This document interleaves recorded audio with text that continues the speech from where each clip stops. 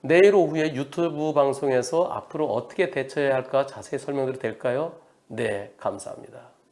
운전자보험을 2012년도에 가입하셨어요. 그래서 사망사고에 대한 형사합의금이 3천만 원 나와요. 그리고 변호사비는 500만 원인데 법원에 기소될 때 나옵니다. 돼야 나옵니다. 어떻게 해야 할까요, 변호사님? 이런 경우는 처음입니다. 저는 아무것도 모릅니다. 도와주세요. 변호사를 선임해야 되나요? 변호사님을 선임하면 총 비용은 얼마나 들까요? 그러니까 저를 선임하고 싶으신 모양이에요. 2012년부터 20년 동안 계속 똑같은 돈 내고 계시고 사고가 안 나면 괜찮아요. 사고 나면 진짜 도움 안 됩니다. 제가 사고 나기 직전에 차를 세우겠습니다.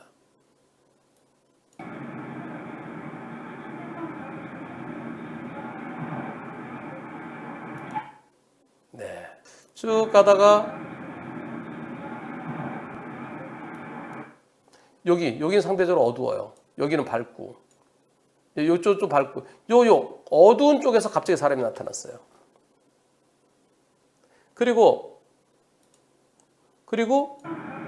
우측으로 커브를 도는 중이기 때문에 왼쪽을 놓치셨대요.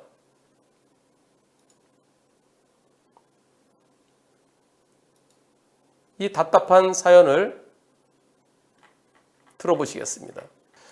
먼저 고인과 유족분들께 용서를 빕니다.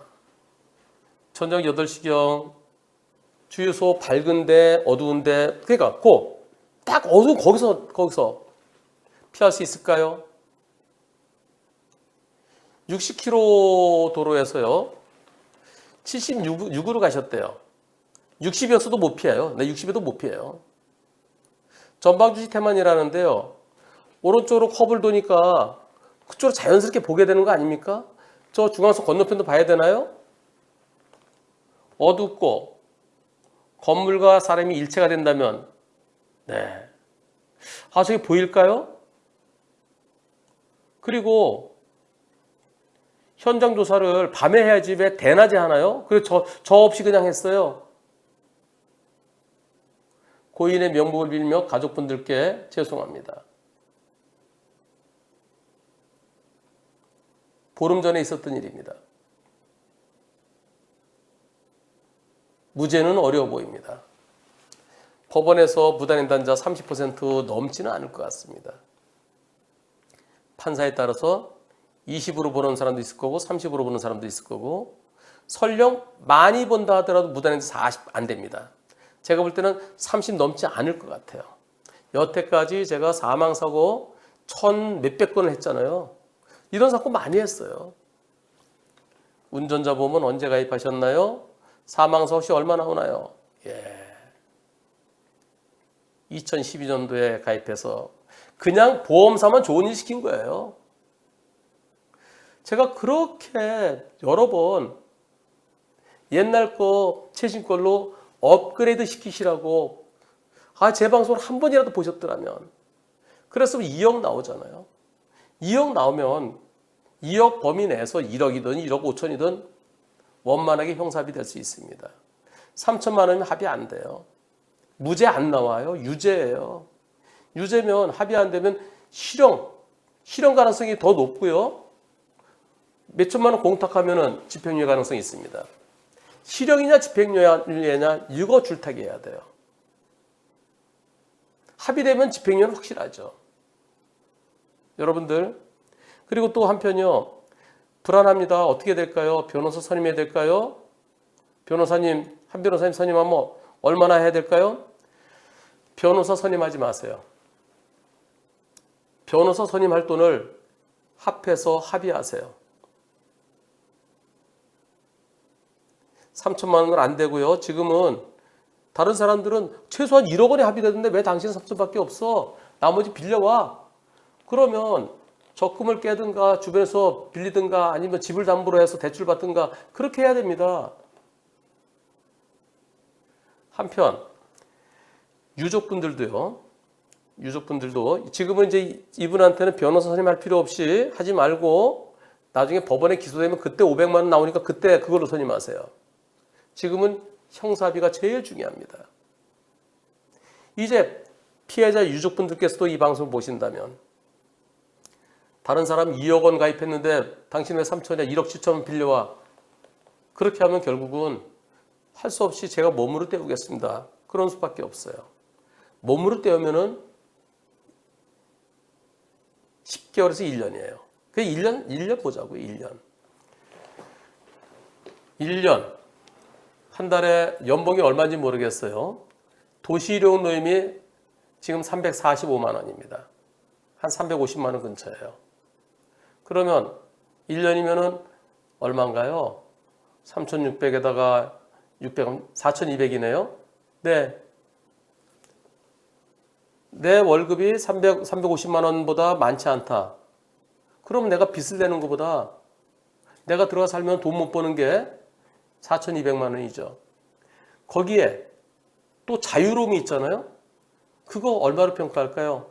그것까지 합치면은 그래서 유족분들은요. 이분은 3천만 원밖에 안 나오기 때문에 어디서 돈을 빌려야 돼요. 서로 운이 나빴죠. 이분 살고 나온다고 그래서 살고 나오면 아무것도 없어요. 민사상 손해배상밖에 없죠. 종합보험에서 나오는 거. 그러면 진짜 죄송하게 진심으로 사죄드리고 잘못을 반성하고 그리고 제 능력이 이것밖에 안 됩니다. 그래서 변호사 선임하려고 그러지 마시고 제가 그 돈을 합쳐서 합의금 못해라 그런 건데요. 그게 그래서 그 돈이 빌린 게 2천만이 될지 3천만이 될지 얼마 될지 모르겠어요.